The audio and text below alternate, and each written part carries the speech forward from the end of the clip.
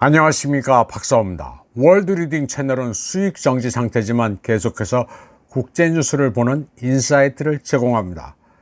이번 방송에서는 러시아매체 RT의 독일어판에 실린 분석 기사 하나를 소개해 드리겠습니다. 한국은 토러스 미사일 배치에 우회로가 될 것인가 하는 제목입니다.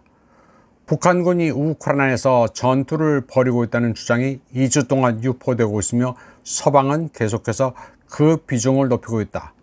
그런데 전체 이야기가 궁극적으로 독일제 토러스 미사일 배치를 실행하기 위해 고안된 계략에 불과하다면 어떻게 될까라고 묻고 있습니다. 이 기사의 저자 다그마해는 북한 군인들이 우크라이나에 파병됐다는 서구 매체 보도를 읽으면 그 의도가 무엇인지 끊임없이 자문해 봐야 한다고 말했습니다.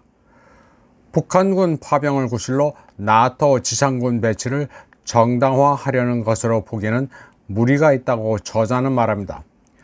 대부분의 나토 회원국이 참전을 꺼려하기 때문입니다. 대신 북한은 이란과 함께 가장 철저하게 악마화된 국가 중 하나라 키예프에 대한 지원을 강화하는 데 요긴하다고 저자는 말합니다. 저자 다그마해는 그러면서 한국 국회에서 있었던 논쟁을 소개했습니다. 북한의 행동에 대해 어떻게 대응해야 하는지에 대한 논쟁으로 한기호 국민의힘 의원과 신원식 국가안보실장 간의 휴대전화 메시지가 한 방송사에 의해 촬영돼 공개됐다고 말했습니다. 다그마해는 우크라이나와 협조가 된다면 러시아에 파병된 북한군을 미사일로 공격하고 이를 대북 심리전에 활용하자는 한기호 의원의 말에 잘 챙기겠다. 오늘 긴급 대책회의했다고 답한 신원식의 문자 대화 내용을 소개했습니다. 그러면서 국방부 장관은 이게 국가 정책과 일치하지는 않는다면서 수습했지만 이런 진술들이 얼마나 타당한지는 알 수 없다고 저자는 말했습니다. 그러면서 어떤 미사일이 발사될지 상상해보면 흥미롭다고 했습니다. 결국 한국은 나토 회원국이 아니기 때문에 즉각적인 글로벌 차원의 파장을 초래하지 않고도 우크라이나의 지분을 높일 수 있는 이상적인 체스판의 돌이라고 평가했습니다.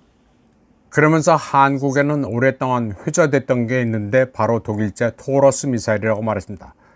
또 독일에서 이 미사일의 플랫폼 역할을 하는 유로파이터보다 더 널리 사용되는 항공기가 F-15라고 말했습니다. 토러스와 함께 사용할 수 있는 다른 항공기로는 토네이도, F-18, 그리펜이 있습니다. F-15는 물론 한국을 제외한 미 공군에서도 널리 사용 가능합니다. 그리고 토러스 미사일은 독일에 있습니다. 그런데 F-15 토러스 조합은 이미 한국에서 사용되고 있어 조정이 필요하지도 않습니다.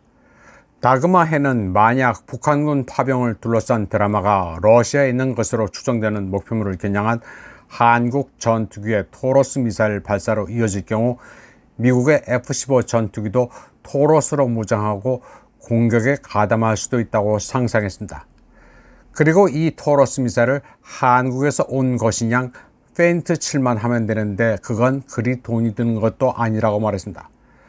또 이를 통해 독일의 숄츠는 자신이 계속해서 토러스의 사용을 거부한다고 주장할 수 있고 미국 역시 직접 개입을 부정할 수 있으며 한국이 독박을 쓰게 된다고 다그마해는 말했습니다. 그렇게 되면 키예프가 바라던 대로 토러스 미사일은 러시아를 강타하게 될 것이라고 했습니다. 또 다들 러시아는 이를 눈치채지 못할 것이며 기껏해야 한국과 외교적 분쟁을 겪을 것이라고 상상했습니다. 저자 다그마해는 자신의 추론이 조금 미친 것으로 들릴지 모르지만 전체 스토리는 그리 터무니없지는 않다고 말했습니다. 이번 방송은 여기까지 하겠습니다. 시청해주신 여러분 감사합니다.